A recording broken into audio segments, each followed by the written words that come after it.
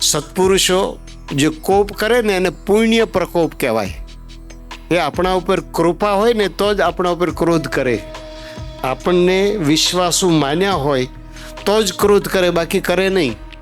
સાચવી લે ભલે આવે, પણ એના ઉપર જ કરી શકે કે જે સહન કરી શકવાનો હોય.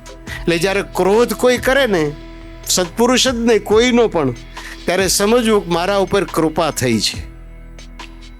હરિચરિત્રામૃત સાગરમાં એમ લખ્યું છે કે તોપ હોય ને, તોપ એને ઘાસની ગંજી ઉપર ના ભડાકો થાય, પણ એને ગઢ ઉપર જ થાય. એટલે ગઢના ટેસ્ટિંગ માટે જ તોપનો ઉપયોગ થાય. એમ સત્પુરુષ અથવા તો વ્યવસ્થાપકો, હું વ્યવસ્થાપકોના સાચવવા માટે નથી કહેતો, પણ આપણી સમજણ માટે કહું છું. જ્યારે આવી પરિસ્થિતિ ઊભી થાય ત્યારે સમજવું કે આપણા ઉપર કૃપા થઈ છે ભગવાન.